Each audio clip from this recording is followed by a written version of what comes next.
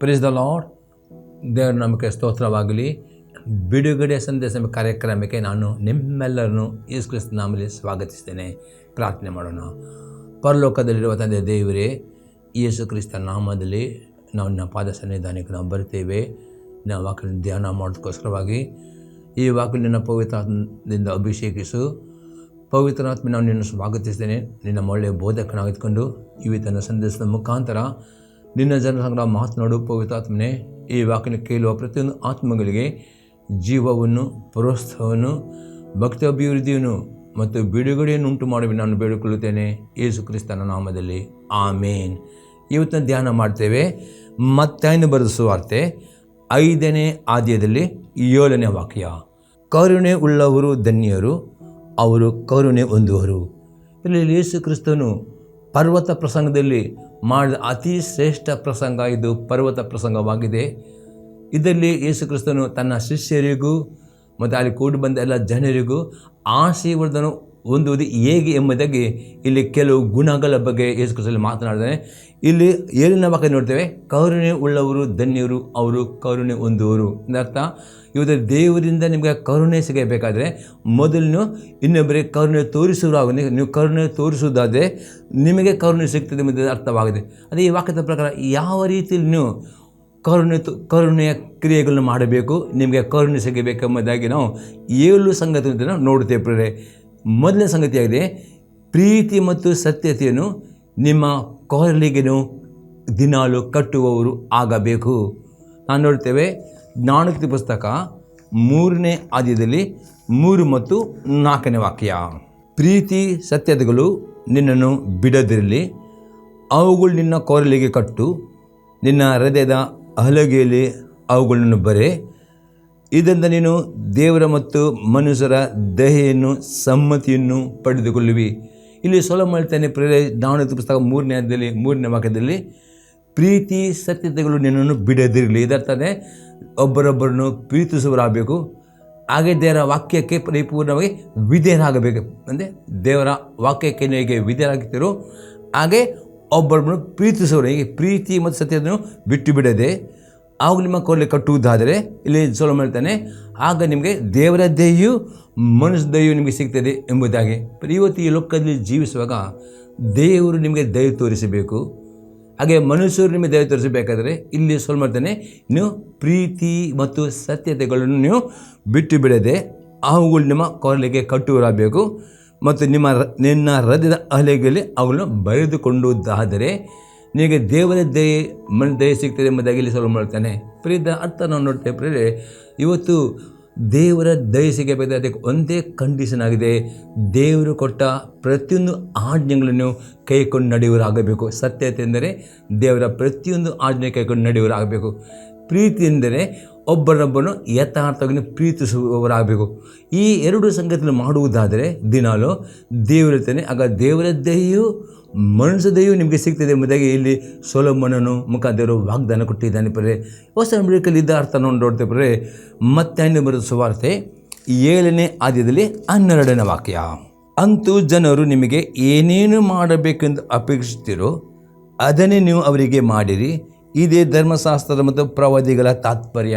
ಇಲ್ಲಿ ಯೇಸು ಕ್ರಿಸ್ತನೇ, ಜನರು ನಿಮಗೆ ಕರುಣೆ ತೋರಿಸಬೇಕಾದ್ರೆ ಮೊದಲು ನೀವು ಜನರಿಗೆ ನೀವು ಕರುಣೆ ತೋರಿಸಬೇಕು, ಆಗ ಅದೇ ರೀತಿಯಲ್ಲಿ ನಿಮಗೆ ಜನರಿಂದಲೂ ಕರುಣೆ ಸಿಗ್ತದೆ ಎಂಬುದಾಗಿ ಇಲ್ಲಿ ಯೇಸು ಕ್ರಿಸ್ತನು ಹೇಳ್ತಾನೆ. ಪುನಃ ನಾವು ಈ ವಾಕ್ಯವನ್ನು ನೋಡ್ತೇವೆ ಅಪೊಸ್ತಲ ಪೌಲನು ಬರೆದ ಪತ್ರಿಕೆ, ಕೊಲೊಸ್ಸೆಯವರಿಗೆ ಬರೆದ ಪತ್ರಿಕೆ 3ನೇ ಅಧ್ಯಾಯದಲ್ಲಿ 12ನೇ ವಾಕ್ಯ.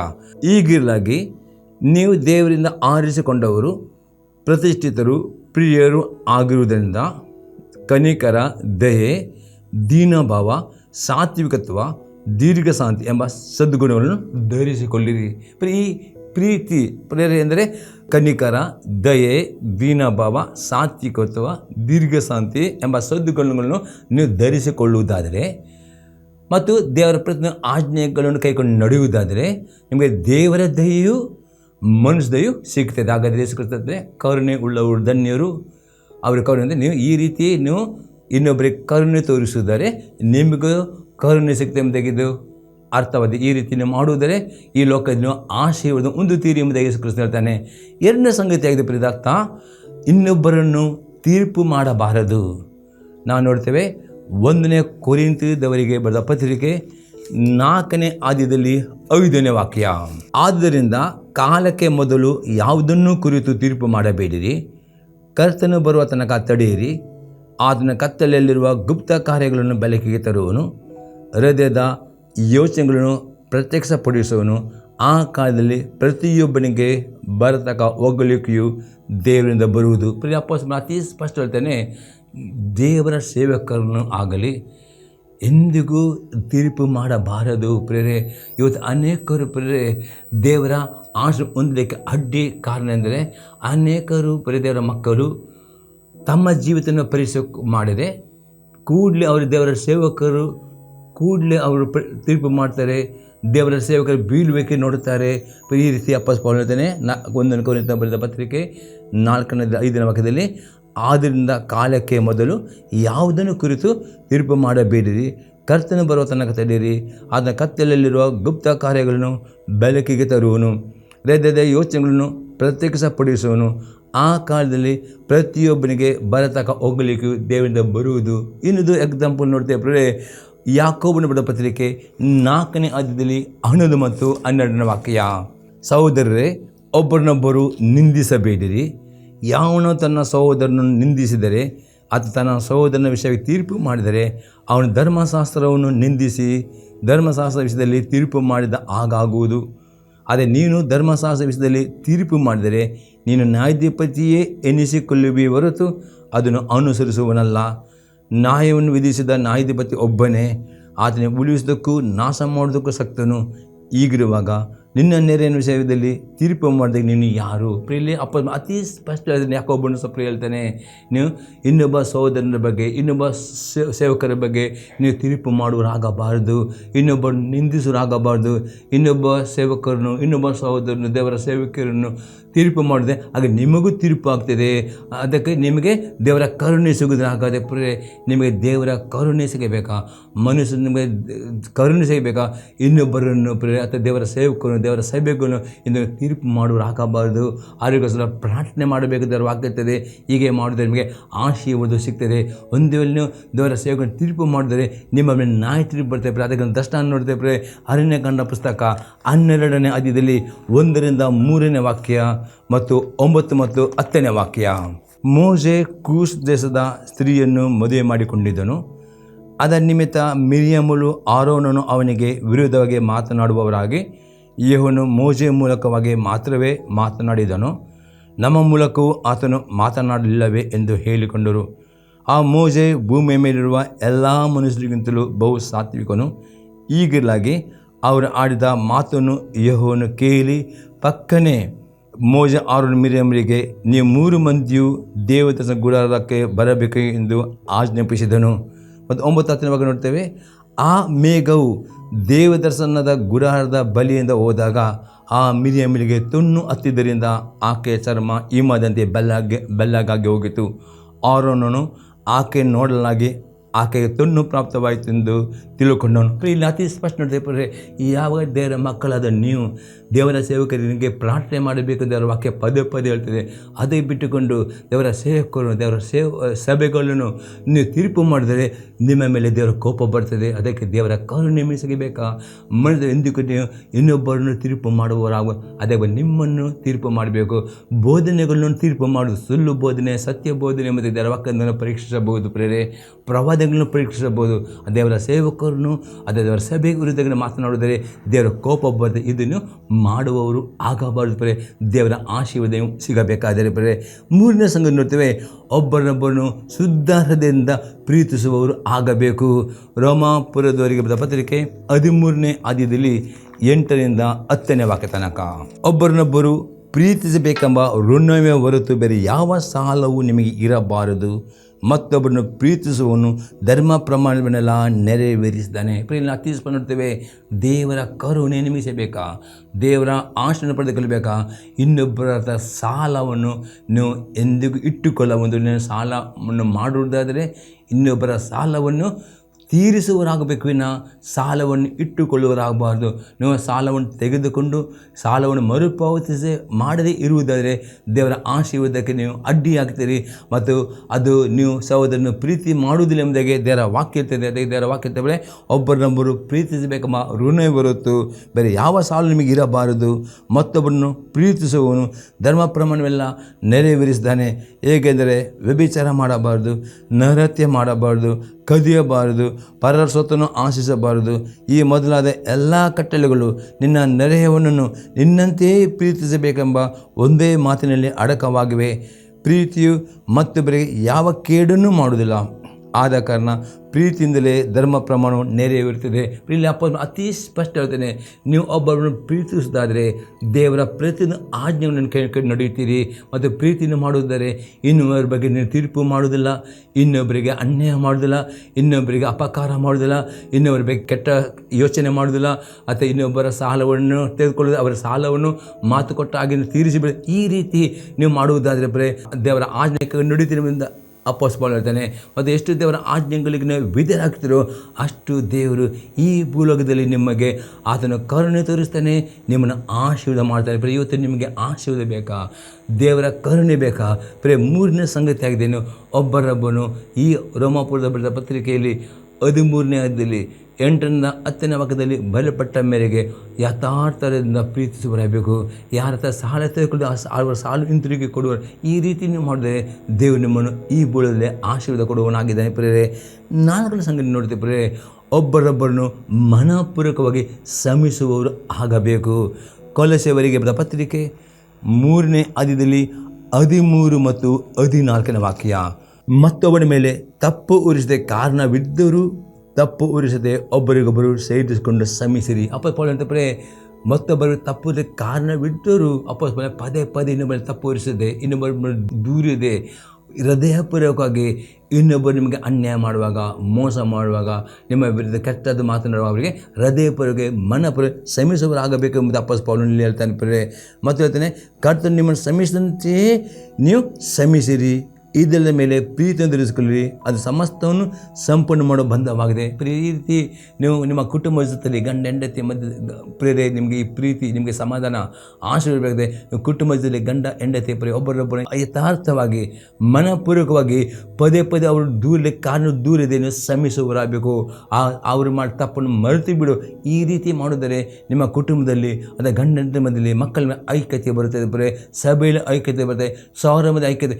ಈ ರೀತಿ ನಡೆಯುತ್ತಾರೆ ಮಾತ್ರವೇ ಆಶೀರ್ವಾದ ನಿಮಗೆ ಸಿಗ್ತದೆ. ಒಂದೇ ವೇಳೆ ಬರೀ ಮತ್ತೊಬ್ಬರ ಬಗ್ಗೆ ನಿಮಗೆ ನೀವು ನೋವಿಟ್ಟುಕೊಂಡು ಅವರಿಗೆ ಪದೇ ಪದೇ ದೂರ ಕೂತ್ಕೊಳ್ಳುವುದರೆ, ಅವರನ್ನು ಸಮರ್ಪಣೆ ಕೊಡದಿರುವುದರೆ ದೇವರ ಕರುಣೆ, ದೇವರ ಆಶೀರ್ವಾದ ಅದು ತಡೆಗೋಡೆ ಆಗ್ತದೆ. ಬರೀ ಇವತ್ತು ಅನೇಕರು ರೋಗದಿಂದ ಗುಣವಾಗೋದಿಲ್ಲ. ಕಾರಣ ನಿಮ್ಮ ಮನದಲ್ಲಿ ಯಾರ ಬಗ್ಗೆ ಆದರೂ ನೀವು ದ್ವೇಷ ಇಟ್ಟುಕೊಳ್ಳುವುದರೆ, ಸಮಯ ಕೊಡದಿದ್ದರೆ ನಿಮ್ಮ ಕೆಲವು ರೋಗಗಳು ಗುಣವಾಗಲು ಅಡ್ಡಿಯಾಗ್ತದೆ, ಆಶೀರ್ವಾದಕ್ಕೆ ಅಡ್ಡಿಯಾಗ್ತದೆ, ಪ್ರಾರ್ಥನೆ ಉತ್ತರಕ್ಕೆ ಅಡ್ಡಿಯಾಗ್ತದೆ. ಅದಕ್ಕೆ ಅಪೊಸ್ತಲನು ನೀವು ಮನಪೂರ್ವಕವಾಗಿ ಒಬ್ಬರನ್ನು ಶ್ರಮಿಸುವರಾಗಬೇಕು. ಮತ್ತು ತಪ್ಪು ಕಾರಣವಿದ್ದರೂ ಒಬ್ಬೊಬ್ಬರನ್ನು ಸಹಿಸಿಕೊಂಡು ಶ್ರಮಿಸುವರಾಗಬೇಕು. ಹೀಗೆ ಮಾಡಿದರೆ ಆ ಪ್ರೀತಿಯು ಪರಿಪೂರ್ಣವಾಗಿ ನಿಮ್ಮಲ್ಲಿ ಐಕ್ಯತೆ ತರುತ್ತದೆ. ಆಗ ಐಕ್ಯತೆಯಿಂದ ಮಾಡಿದ ಪ್ರಾರ್ಥನೆ, ಗಂಡ ಹೆಂಡತಿ ಒಂದು ಮನಸ್ಸು ಮಾಡಿದ ಪ್ರಾರ್ಥನೆ ದೇವರು ಕೇಳಿ ನಿಮ್ಮ ಕುಟುಂಬ ಜೀವಿತವನ್ನು ಆಶೀರ್ವಾದ ಮಾಡ್ತಾನೆ. ನಿಮ್ಮ ಕುಟುಂಬದ ಎಲ್ಲ ಸಮಸ್ಯೆಗಳನ್ನು ಬಗೆಹರಿಸ್ತಾನೆ. ಎಲ್ಲ ಕುಟುಂಬದ ಎದುರಿನಲ್ಲಿ ನಿಮ್ಮ ಕುಟುಂಬದ ಮೇಲೆ ಕೆತ್ತುತ್ತಾನೆ. ಹಾಗೆ ದೇವರ ಕರುಣೆ ಸಿಗಬೇಕಾ? ಈ 4ನೇ ಸಂಗತಿ ನೀವು ಮಾಡಬೇಕು. ಒಬ್ಬರೊಬ್ಬನ ಹೃದಯಪೂರ್ವಕವಾಗಿ ಮನಪೂರ್ವಕವಾಗಿ ಶ್ರಮಿಸುವವರು ಆಗಬೇಕು. ಈಗ 5ನೇ ಸಂಗತಿ ಆಗಿದೆ ಪರೇ, ಯಾರಿಗೂ ಅಪಕಾರವನ್ನು ಮಾಡಬಾರದು. ರೋಮಾಪುರದ ಪತ್ರಿಕೆ 12ನೇ ಅಧ್ಯಾಯದಲ್ಲಿ 17ರಿಂದ 21ನೇ ವಾಕ್ಯ ತನಕ, ಯಾರಿಗೂ ಅಪಕಾರವನ್ನು ಮಾಡಬೇಡಿರಿ, ಎಲ್ಲರ ದೃಷ್ಟಿಯಲ್ಲಿ ಯಾವುದು ಗೌರವವಾದುದೋ ಅದನ್ನೇ ಯೋಚಿಸಿ ಸಾಧಿಸಿರಿ, ಸಾಧ್ಯವಾದರೆ ನಿಮ್ಮಿಂದ ಮಟ್ಟಿಗೆ ಎಲ್ಲರ ಸಂಗಡ ಸಮಾಧಾನದಿಂದಿರಿ. ಅಪೊಸ್ತಲನು ಹೇಳ್ತಾನೆ, ಇವತ್ತು ನಿಮಗೆ ಈ ಲೋಕದಲ್ಲಿ ಆಶೀರ್ವಾದ ಬೇಕು, ಒಬ್ಬರೊಬ್ಬರು ನಿಮಗೆ ಕರುಣೆ ತರಬೇಕಾದ್ರೆ ಯಾರಿಗೂ ಅಪಕಾರ ಮಾಡಬಾರ್ದು, ಸಾಧ್ಯವಾದಷ್ಟು ಎಲ್ಲರ ಸಂಗಡ ಸಮಾಧಾನದಿಂದ ಜೀವಿಸಲಿಕ್ಕೆ ಅಭ್ಯಾಸ ಮಾಡಿಕೊಳ್ಳಬೇಕು ಎಂದು ಅಪೊಸ್ತಲನು ಹೇಳ್ತಾನೆ. 19ನೇ ವಾಕ್ಯದಲ್ಲಿ, ಪ್ರಿಯರೇ, ನೀವೇ ಮುಯಿ ತೀರಿಸದೆ ಶಿಕ್ಷಿಸಿದವನು ದೇವರಿಗೆ ಬಿಡಿರಿ, ಯಾಕೆಂದರೆ ಮುಯಿ ತೀರಿಸುವುದು ನನ್ನ ಕೆಲಸ, ನಾನೇ ಪ್ರತಿಫಲವನ್ನು ಕೊಡುವೆನೆಂದು ಕರ್ತನು ಹೇಳುತ್ತಾನೆಂದು ಬರೆದರೆ ಪ್ರಿಯ ಒಂದೇ ಲೋಕದಲ್ಲಿ ಜೀವಿಸುವಾಗ ಯಾರು ನಿಮಗೆ ಅನ್ಯಾಯ ಮಾಡ್ತಾರೋ, ಯಾರು ನಿಮಗೆ ಮೋಸ ಮಾಡ್ತಾರೋ, ಯಾರು ನಿಮಗೆ ವಂಚನೆ ಮಾಡ್ತಾರೋ ನೀವು ಅವರಿಗೆ ಹೃದಯಪೂರ್ವಕ ಕ್ಷಮೆಯನ್ನು ಕೊಡೋರಾಗಬೇಕು. ಮತ್ತು ಅವರನ್ನು ನೀವು ದೇವರೇ ಕೊಡಬೇಕು. ಅವರಿಗೆ ಮುಯಿ ತೀರಿಸೋದು ದೇವರಿಗೆ ಬಿಡಬೇಕು. ಆಗ ದೇವರು ತಾನೇ ಪ್ರತಿಯೊಬ್ಬರ ಮನುಷ್ಯನಿಗೆ ಅವನ ನಡತಕ್ಕೆ ಪ್ರತಿಫಲ ಕೊಡುತ್ತಾನೆ. ಅದು ನೀವು ನಿಮಗೆ ಈ ಭೂಲೋಕದಲ್ಲಿ ನಿಮ್ಮ ಸತ್ತುಗಳ ಮುಂದೆ ನಿಮ್ಮ ತಲೆ ಎತ್ತಬೇಕ ನೀವು ಮಾಡಬೇಕಿಷ್ಟೇ. ಯಾರ ಬಗ್ಗೆ ನೀವು ಶತ್ರುತ್ವ ಅಥವಾ ಯಾರ ಬಗ್ಗೆ ನೀವು ನೋವನ್ನಿಟ್ಟುಕೊಳ್ಳಬಾರ್ದು. ಅವ್ರು ನಿಮಗೆ ಅಪಕಾರ ಮಾಡಿ ನೀವು ಅವರಿಗೆ ಅಪಕಾರ ಮಾಡಬಾರ್ದು. ಅವ್ರು ನಿಮಗೆ ಅನ್ಯಾಯ ಮಾಡಿದ್ರೆ ನೀವು ಏನು ಮಾಡಬೇಕು, ಅವರಿಗೆ ಆದಷ್ಟು ಒಳ್ಳೆಯದನ್ನು ಮಾಡಬೇಕು, ಆದಷ್ಟು ಸಮಾಧಾನ ಇರಬೇಕು. ಮತ್ತು ನಿಮ್ಮ ಮಾಡಿದ ಅನ್ಯಾಯವನ್ನು ದೇವರ ಹತ್ರ ಪ್ರಾರ್ಥನೆ ಮಾಡಿ ದೇವರಿಗೆ ಕೈಲಿಕೊಡಬೇಕು. ದೇವರಿದ್ದಾನೆ ಮುಯಿ ತೀರಿಸುವುದು ಕೊಡುವುದರಿಂದ ಅಪೊಸ್ತಲನು ಹೇಳ್ತಾನೆ. ಮತ್ತು ಹೇಳ್ತಾನೆ ಅಪೊಸ್ತಲನು 20ನೇ ವಾಕ್ಯದಲ್ಲಿ, ಹಾಗಾದರೆ ನಿನ್ನ ವೈರಿ ಹಸಿದಿದ್ದರೆ ಅವನಿಗೆ ಊಟಕ್ಕೆ ಬಡಿಸು. ಒಂದು ವೇಳೆ ಆ ವೈರಿ ನಿಮ್ಮ ಕಡೆಯಲ್ಲಿ ಆಶೆಯಿಂದ ಬರುವುದರೆ ನೀವು ಅವನ ಪ್ರೀತಿಪೂರ್ವಕ ಅವರಿಗೆ ಊಟ ಕೊಡಬೇಕು.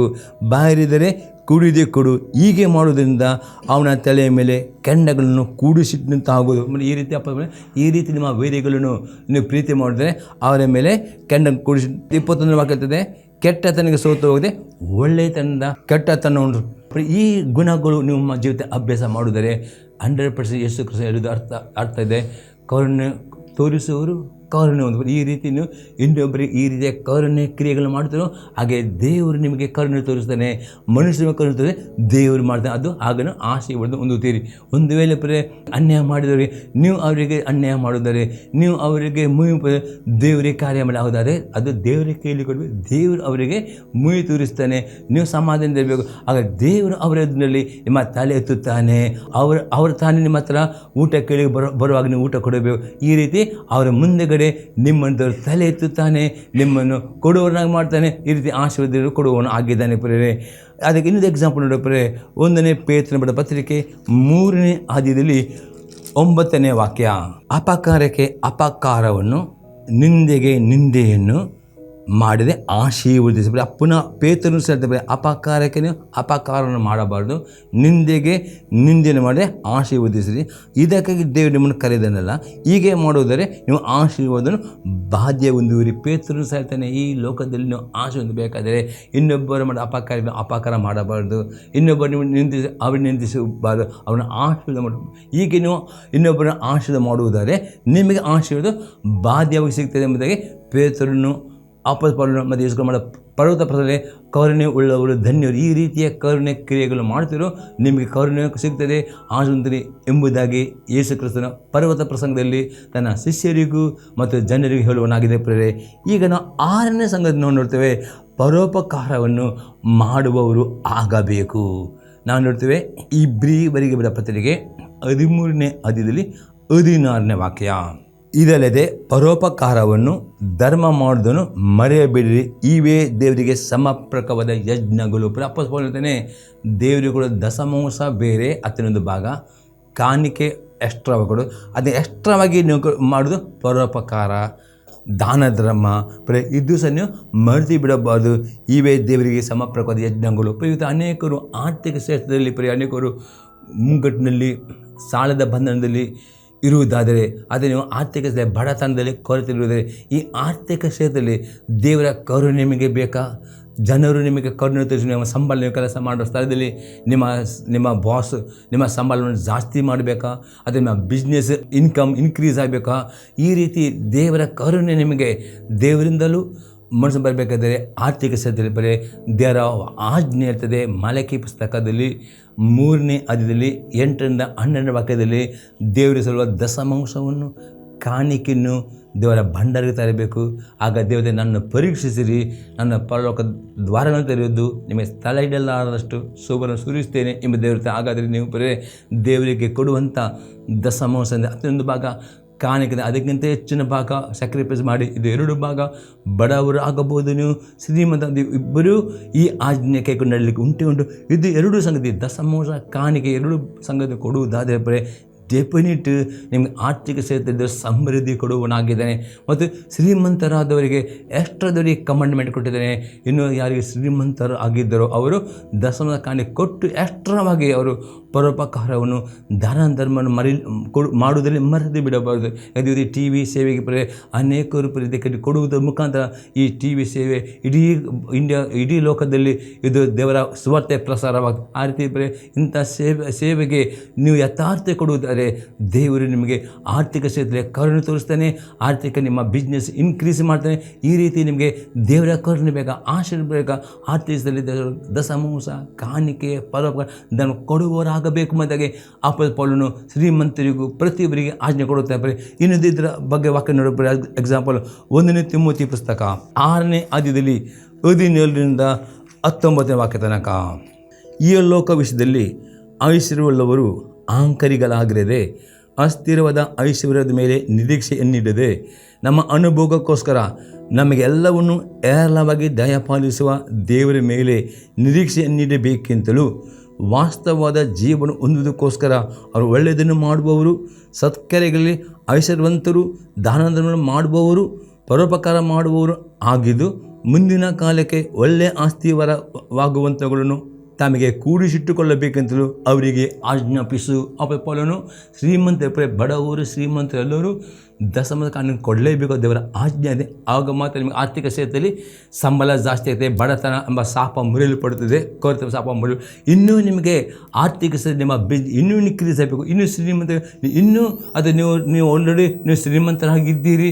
ನಿಮ್ಮ ತಂದೆ ಪೂರ್ವಕರು ಬಂದ ಆ ಪಾಸ್ತಿ ನಿಮಗೆ ಬಂದು ನೀವು ಶ್ರೀಮಂತ ಇನ್ನೂ ಎಕ್ಸ್ಟ್ರಾ ದಶಮ ಕಾಣಿಕೆ ಕೊಟ್ಟು ಇನ್ನೂ ಎಕ್ಸ್ಟ್ರಾವಾಗಿ ನೀವು ಪರೋಪಕಾರ, ದಾನ ಧರ್ಮ, ದೇವರ ಸೇವೆಗೆ, ಟಿ ವಿ ಸೇವೆಗೆ, ಈ ರೀತಿಯ ಸೇವೆಗೆ ಇನ್ನೂ ಎಕ್ಸ್ಟ್ರಾ ಕೊಡುವರಾಗಬೇಕು. ಮತ್ತು ಈ ರೀತಿ ಕೊಡುವುದು ದೇವರ ಮುಂದೆ ಯಜ್ಞವಾಗಿದೆ. ಮತ್ತು ಇಂಥ ಕ್ರಿಯೆಗೆ ದೇವರು ಇನ್ನೂ ನಿಮಗೆ ಕರುಣೆ ತೋರಿಸ್ತಾನೆ ಎಂಬುದಾಗಿ ಇಲ್ಲಿ ಅಪೊಸ್ತಲ ಪೌಲನು ಇಲ್ಲಿ ಹೇಳುತ್ತಾನೆ. ಇನ್ನೊಂದು ವಾಕ್ಯ ನೋಡ್ತೇವೆ. 2ನೇ ಕೊರಿಂಥಿಯವರಿಗೆ ಬರೆದ ಪತ್ರಿಕೆ 9ನೇ ಅಧ್ಯಾಯದಲ್ಲಿ 6-10 ವಾಕ್ಯ ತನಕ. 2 Corinthians 9:6-10. ಆದರೆ ಸ್ವಲ್ಪವಾಗಿ ಬಿತ್ತುವವನು ಪೈರನ್ನು ಸ್ವಲ್ಪವಾಗಿ ಕೊಯ್ಯುವನು, ಹೆಚ್ಚಾಗಿ ಬಿತ್ತುವವನು ಹೆಚ್ಚಾಗಿ ಕೊಯ್ಯುವನು ಎಂದು ತಿಳ್ಕೊಳ್ಳಿರಿ. ಪ್ರತಿಯೊಬ್ಬನು ತನ್ನ ತನ್ನ ಹೃದಯದಲ್ಲಿ ನಿರ್ಣಯಿಸಿಕೊಂಡ ಪ್ರಕಾರ ಕೊಡಲಿ. ದುಃಖದಿಂದಾಗಲಿ ಬಲಾತ್ಕಾರದಿಂದಾಗಲಿ ಯಾರು ಕೊಡಬಾರದು. ಯಾಕೆಂದರೆ ಸಂತೋಷವಾಗಿ ಕೊಡುವವನ ಮೇಲೆ ದೇವರಿಗೆ ಪ್ರೀತಿಯುಂಟು. ದೇವರ ಸಕಲ ವಿಧವಾದ ದಾನಗಳನ್ನು ನಿಮಗೆ ಧಾರಾಳವಾಗಿ ಅನುಗ್ರಹಿಸೋದಕ್ಕೆ ಶಕ್ತನಾದ್ದರಿಂದ ನೀವು ಯಾವಾಗಲೂ ಎಲ್ಲ ವಿಷಯಗಳಲ್ಲಿ ಪರಿಪೂರ್ಣತೆ ಉಳ್ಳವರಾಗಿ ಸಕಲ ಸತ್ಕಾರ್ಯಗಳನ್ನು ಏರಳವಾಗಿ ಮಾಡುವರಾಗಿರಬೇಕು. ಉಪಕಾರ್ಯ ವಿಷಯದಲ್ಲಿ ಅವನು ಬಡವರಿಗೆ ಧಾರಾಳವಾಗಿ ಕೊಟ್ಟನು, ಅವನ ನೀತಿಯ ಫಲವು ಸದಾಕಾಲ ಇರುವುದು ಎಂದು ಶಾಸ್ತ್ರ ಬರೆದಿದ್ದಲ್ಲ. ಬಿತ್ತುವನಿಗೆ ಬೀಜವನ್ನು, ಉಣ್ಣುವನಿಗೆ ಆಹಾರವನ್ನು ಕೊಡುವಾತನು ನಿಮಗೂ ಬಿತ್ತುವುದಕ್ಕೆ ಬೀಜವನ್ನು ಕೊಟ್ಟು ಹೆಚ್ಚಿಸಿ ನಿಮ್ಮ ಧರ್ಮ ಕಾರ್ಯಗಳನ್ನು ಫಲಗಳನ್ನು ವೃದ್ಧಿಪಡಿಸುವನು. ಪುನಃ ಇಲ್ಲಿ ಅಪೊಸ್ತಲ ಹೇಳ್ತಾರೆ, ಕಾಣಿಕೆ ಎಂಬುದು ಬೀಜವಾಗಿದೆ. ದಶಮಾಂಶ ಕೊಡಲೇಬೇಕು. ಇಲ್ಲಿನು ಎಷ್ಟು ಮಟ್ಟಿಗೆ ಕಾಣಿಕೆ ಕೊಡ್ತವ್ರು, ನೀವು ಸ್ವಲ್ಪ ಕೊಡ್ತವ್ರು ಸ್ವಲ್ಪ, ಇದು ಒಂದು ಬೀಜಕ್ಕೆ, ಇದು ಒಂದು ಇಲ್ಲಿ ನೀವು ಎಷ್ಟು ಪ್ರಮಾಣದಲ್ಲಿ ಬೀಜ ಆ ರೀತಿ ಅದೇ ನಿಮಗೆ ಜಾಸ್ತಿ ನಿಮಗೆ ಶ್ರೀಮಂತಿಗೆ ಬೇಕು, ಜಾಸ್ತಿ ನಿಮಗೆ ಆರ್ಥಿಕ ರೀತಿ ಸಮೃದ್ಧಿ ಬೇಕು. ನೀವು ಜಾಸ್ತಿ ನಂಬಿಕೆಯಿಂದ ಕಾಣಿಕೆಂಬ ಬೀಜವನ್ನು ಬಿತ್ತುವರಬೇಕು. ದೇವರ ರಾಜ್ಯಕ್ಕೋಸ್ಕರವಾಗಿ, ದೇವರ ಸೇವೆಗೋಸ್ಕರ ಎಷ್ಟು ನೀವು ಕೊಡ್ತೀರೋ ಆ ರೀತಿ ಆರ್ಥಿಕ ಸಮೃದ್ಧಿ, ದೇವರ ಕರುಣೆ, ಮನುಷ್ಯರ ಕರುಣೆ ನಿಮಗೆ ಸಿಗ್ತಿದೆ ಎಂಬುದಾಗಿ ಅಪೊಸ್ತಲ ಪೌಲನು ಹೇಳ್ತಾನೆ. ಈಗ ಏನೇನು ಸಂಗತಿ ಕೆಲವು ವಾಗ್ದಾನಗಳು ನೋಡಪ್ರೆ, 1ನೇ ವಾಗ್ದಾನ ಆಗದೆ ಈ ರೀತಿ ನೀವು ಈ 6 ಸಂಗತಿಗಳು ಮಾಡುವುದರೆ ದೇವರಿಂದ ನಿಮಗೆ ಸಿಗುವ ಕರುಣೆ ಬಗ್ಗೆ ಕೆಲವೊಂದು ವಾಗ್ದಾನಗಳನ್ನು ಹೇಳಲು ಬಯಸ್ತೇನೆ. 1ನೇ ವಾಗ್ದಾನವಾಗಿದೆ ಕೀರ್ತನೆ 37 ಅದರಲ್ಲಿ 25 ಮತ್ತು 26ನೇ ವಾಕ್ಯ. ನಾನು ಬಾಲಕನಾಗಿದ್ದೆನು, ಈಗ ವೃದ್ಧನಾಗಿದ್ದೇನೆ, ಈವರೆಗೂ ನೀತಿವಂತನು ದಿಕ್ಕಿಲ್ಲದೆ ಬಿದ್ದಿರುವುದನ್ನಾಗಲಿ ಅವನ ಸಂತತಿಯವರು ಭಿಕ್ಷೆ ಬೇಡಿ ತಿನ್ನುವುದನ್ನಾಗಲಿ ನೋಡಲಿಲ್ಲ. ಅವನು ಯಾವಾಗಲೂ ಧರ್ಮಿಷ್ಠನಾಗಿ ಹಣ ಸಹಾಯ ಮಾಡುತ್ತಾನೆ, ಅವನ ಸಂತತಿಯವರು ಆಶೀರ್ವಾದ ಹೊಂದುವರು. ಪ್ರೇಲಿ ಇದು ವಾಗ್ದಾನ. ಈ ರೀತಿಯ ಕರುಣೆ ಕ್ರಿಯೆಗಳು ಮಾಡ್ತಾ 6 ಸಂಗತಿಗಳು, ಈ ರೀತಿಯ ಆಶೀರ್ವಾದ ನಿಮಗೆ ಶಾಶ್ವತವಾಗಿ ದೇವರು ಕೊಡುವನಾಗಿದ್ದಾನೆ. ಇನ್ನಿದು ವಾಗ್ದಾನ ನೋಡೋಪ್ರೆ ಕೀರ್ತನೆ 41 ಅದರ 1-3ನೇ ವಾಕ್ಯ ತನಕ. ದಿಕ್ಕಿಲ್ಲದವನು ಪರಾಂಬರಿಸುವನು ಧನ್ಯನು, ಯೆಹೋವನು ಅವನ ಆಪತ್ಕಾಲ ರಕ್ಷಿಸುವನು, ಯೆಹೋವನು ಅವನ ಪ್ರಾಣವನ್ನು ಕಾಪಾಡಿ ಉಳಿಸುವನು, ಅವನ ದೇಶದಲ್ಲಿ ದಂಡೆ ನೆನೆಸಿಕೊಳ್ಳುವನು. ಯೆಹೋವನೇ ಅವನನ್ನು ಸತ್ತವನ ಅಧೀನಕ್ಕೆ ಕೊಡಬೇಡ. ಅವನು ಅಸ್ವಸ್ಥನಿಗೆ ಬಿದ್ದುಕೊಂಡಿರುವಾಗ ಯೆಹೋವನು ಅವನನ್ನು ಉದ್ಧರಿಸುವನು, ಅವನ ರೋಗವನ್ನು ಅವನ್ನೆಲ್ಲ ಪರಿಹರಿಸಿ ಆರೋಗ್ಯನುಂಟು ಮಾಡೋದಿಲ್ಲ ಸ್ವಾಮಿ. ಪ್ರೇ ಈ ರೀತಿ ನೀವು ರೋಗದಲ್ಲಿ ಬಿದ್ದಿರುವಾಗ ಪ್ರೇ ನೀವು ಈ ಮಾಡೋ ಒಳ್ಳೆಯ ಕ್ರಿಯೆಗಳನ್ನು ನೋಡಿಕೊಂಡು ಆ ರೋಗದಲ್ಲಿಯೂ ದೇವರಿಗೆ ಕರುಣೆ ತೋರಿಸಿ ನಿಮ್ಮನ್ನು ಗುಣ ಮಾಡುತ್ತಾನೆ ಎಂಬುದಾಗಲಿ ದಾವಿದನು ಆ ರೀತಿ ಆಗಾದರೆ ಪ್ರೇ ಯೇಸು ಕ್ರಿಸ್ತನ ಪರ್ವತ ಮಾಡೋ ಪ್ರಸಂಗದಲ್ಲಿ ಕರುಣೆ ಉಳ್ಳವರಿ 6 ಥರದ ಈ ಕರುಣೆ ಕ್ರಿಯೆಗಳನ್ನು ಮಾಡುತ್ತೀರೋ 100% ದೇವರು ನಿಮ್ಗೆ ಕರುಣೆ ತೋರಿಸ್ತಾನೆ, ಮನುಷ್ಯರ ನಿಮಗೆ ಕರುಣೆ ಸಿಗ್ತದೆ. ದೇವರು ನಿಮ್ಮನ್ನು ಆಶೀರ್ವಾದ ಮಾಡಲಿ. ಈ ಸಂದೇಶ ನಿಮ್ಮಲ್ಲಿ ಉತ್ತೇಜನವಾಗುತ್ತದೆ. ಈ TV ಸಂದೇಶ ಅನೇಕರಿಗೂ ಶೇರ್ ಮಾಡಿಕೊಡಿ ಮತ್ತು ಪ್ರಾರ್ಥನೆ ಮಾಡೋಣ. ತಂದೆ ದೇವರೇ, ಯೇಸು ಕ್ರಿಸ್ತನ ನಾಮದಲ್ಲಿ ಈ ಸದ್ಯ ಪ್ರತಿ ವೀಕ್ಷಕರನ್ನು ತಂದೆ ಮಗ ಪವಿತ್ರಾತ್ಮನ ಹೆಸರಿನಲ್ಲಿ ಹೆಸರುಕೊಡುತ್ತೇನೆ, ಒಪ್ಪಿಸ್ಕೊಡುತ್ತೇನೆ. ದೇವಾಕ್ಯಲ್ಲಿ ಪ್ರತಿಯೊಬ್ಬರಿಗೂ ದೇವ ಆ ಒಂದು ಕರುಣೆ ಎಂಬ ಅರ್ಥ ಅವರು ಮಾಡಿಕೊಂಡಿರುವಾಗ ಆ ಪ್ರಕಾರ ಈ ಕರುಣೆಯ ಕ್ರಿಯೆಗಳನ್ನು ಮಾಡುವುದಕ್ಕೆ ಪ್ರತಿಯೊಬ್ಬರಿಗೆ ನೀವು ಕೃಪೆಯನ್ನು ಕೊಡಬೇಕು. ಮತ್ತು ಪ್ರತಿಯೊಬ್ಬರು ಯಾರು ಈ ಕರುಣೆ ಕ್ರಿಯೆ ಮಾಡ್ತಾರೋ ನೀನು ಅವರಿಗೆ ಕರುಣೆ ತೋರಿಸಬೇಕು. ಜನರಿಂದ ಕರುಣೆ ಕೊಟ್ಟು ಈ ದೇವ ಈ ವೀಕ್ಷಕರನ್ನು ಪ್ರತಿಯೊಬ್ಬರನ್ನು ದೇವರನ್ನು ಆಶೀರ್ವಾದ ಮಾಡಬೇಕು. ಯಾರು ದೇವ ಬಡತನದಲ್ಲಿ ಕೊರತೆಯಲ್ಲಿ ಸಾಲದಿದ್ದರೆ ಅವರನ್ನು ದೇವ ಕರುಣಿಸಿಕೊಂಡು ಆ ಬಡತನ ಸಾಲದ ಶಾಪದ ಬಿಡುಗಡೆ ಕೊಡಬೇಕು ನಾನು ಬೇಡಿಕೊಳ್ತೇನೆ. ಅದೇ ಯಾರು ರೋಗಿಗಳಿದ್ದರೆ ಅವರನ್ನು ಕರುಣಿಸು, ಅವರೆಲ್ಲ ರೋಗಗಳು ಗುಣ ಮಾಡಬೇಕೆಂದು ಬೇಡಿಕೊಳ್ತೇನೆ. ಈ ಸಂದರ್ಭ ಪ್ರತಿಯೊಬ್ಬರನ್ನ ಆಶೀರ್ವಾದ ಬೇಡ್ತೇನೆ ಯೇಸು ಕ್ರಿಸ್ತನ ನಾಮದಲ್ಲಿ, ಆಮೇನ್. Praise the lord. ದೇವರು ನಮ್ಮನ್ನು ಆಶೀರ್ವಾದ ಮಾಡಲಿ.